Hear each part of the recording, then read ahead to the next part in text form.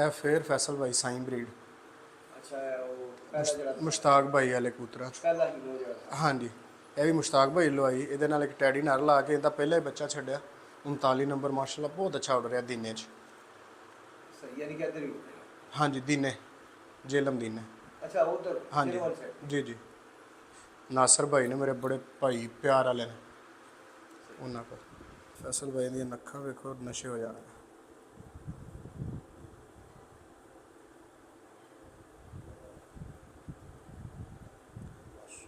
अच्छे शौक वास्ते फैसल भाई अच्छे दोस्तां होना बहुत ज़रूरी है बिल्कुल। और अच्छी नीयत दा। ਤੇ ਜੇ ਪੈਸੇ ਨਾਲ ਲੈਣਾ ਤਾਂ ਫਿਰ ਪਹਿਚਾਨ ਹੋਣੀ ਬਹੁਤ ਜ਼ਰੂਰੀ ਹੈ। हाँ जी ਜੇ ਪਹਿਚਾਨ ਨਹੀਂ ਹੈ बिल्कुल ਫਿਰ ਬਾਅਦ ਚ ਸ਼ਿਕਾਇਤ बनती नहीं फैसल भाई। ਕਈ ਬੰਦੇ ਸ਼ਿਕਾਇਤ ਕਰਦੇ ਮੈਂ ਕਹਿੰਦਾ ਯਾਰ ਤੁਹਾਡੀ ਉਹ- ਗਲਤੀ ਹੈ ਉਹ ਤੁਸੀਂ ਪਹਿਚਾਨ ਲੈ ਕੇ ਨਹੀਂ हाँ जी मेरे को फैसल भाई कोई बंदा मंगदा ना पट्ठियां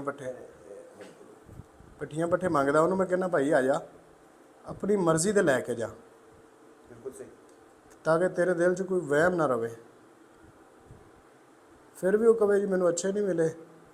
ਫਿਰ ਉਹਦਾ ਫਿਰ ਇਹਦਾ ਮਤਲਬ हाँ ਉਹਨੂੰ जी ਫਿਰ ਜਾਂ ਤੇ ਉਹਨੂੰ हाँ जी ਪਹਿਚਾਨ ਨਹੀਂ ਹੈਗੀ हाँ जी ਤੇ ਜਾਂ ਫਿਰ ਬਾਕੀ ਪਹਿਚਾਨ ਨਹੀਂ ਹੈਗੀ। ਉਹਦੀ हाँ ਵਜ੍ਹਾ ਹੈ ਕਿ ਕਈ ਐਸੇ ਪਰਿੰਦੇ ਵੀ ਹੁੰਦੇ ਨੇ ਫੈਸਲ ਭਾਈ, जी ਅਸੀਂ ਜੋ ਆਪਣੇ ਵੱਡਿਆਂ ਤੋਂ ਸਿੱਖਿਆ ਹੈ जी जी ਕਿ ਖੁਦ ਨਹੀਂ ਉੜਦੇ ਲੇਕਿਨ ਉਹ ਅੱਗੇ ਨਸਲ उड़ाते ਚਲਾਉਣ ਦੇ ਕੰਮ उड़ाते ਆਉਂਦੇ। उड़ाते ਔਰ ਮੇ ਵੀ ਜਿਹੜੇ ਨਹੀਂ ਉੜੇ ਉਹ ਜੇ ਨਸਲ ਚਲਾਉਣ ਵਾਲੇ ਹੋਣ ਲੇਕਿਨ ਉਹਨੂੰ ਪਹਿਚਾਨ ਨਾ ਹੋਵੇ। हाँ जी ਜੀ ਪਰ ਦਿਖਾ क्योंकि फैसल भाई मेरे को ਜਿਹੜਾ ਵੀ ਬੰਦਾ ਬੱਚੇ ਲੈ ਜਾਂਦਾ ਹੈ ਨਾ ਜੀ ਜੀ ਖਾਸ ਕਰਕੇ ਪ੍ਰਵਾਸੀ ਜੀ ਜੀ ਉਹਨੂੰ ਮੈਂ ਇਹ ਕਹਿ ਕੇ ਭੇਜਣਾ ਕਿ 30 ਲੈ ਕੇ ਚੱਲਿਆ ਨਾ, 2 ਵੀ ਨਹੀਂ ਉੱਡਣਗੇ ਨਾ ਤੇ ਉਹਨਾਂ 2 ਦੀ ਜਗ੍ਹਾ ਤੇ ਜਿਹੜੇ ਬਾਕੀ 28 ਚੋਂ ਸਭ ਤੋਂ ਤੇਰੀ ਪਸੰਦ ਦੇ ਉੱਡਣਗੇ ਨਾ ਉਹਨਾਂ ਦੇ ਭੈਣ ਭਰਾ ਦੁਬਾਰਾ ਦਿਆਂਗਾ ਪਰ ਫ੍ਰੀ ਦਿਆਂਗਾ।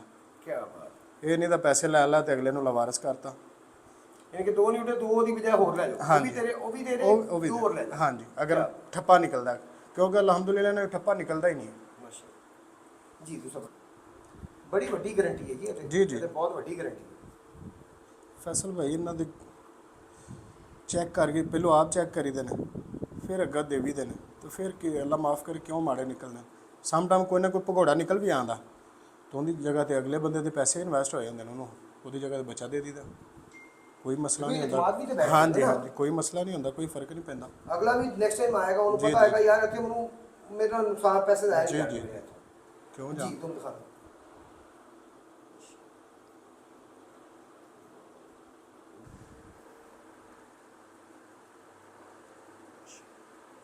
ਬਹੁਤ ਆਦਾ ਯਾਰ ਜੀ ਬਹੁਤ ਅੱਛੀ ਬਾਤ ਹੈ। ਬਹੁਤ ਅੱਛੀ। ਇਹਦੀ ਜਨਾਬ ਇਹ ਤੁਸੀਂ ਪਰੀਆਂ ਵੀ ਦੇਖੋ ਅੰਦਰ ਦੀ ਹੈ ਪਰੀ ਦੂਮ ਦੀ।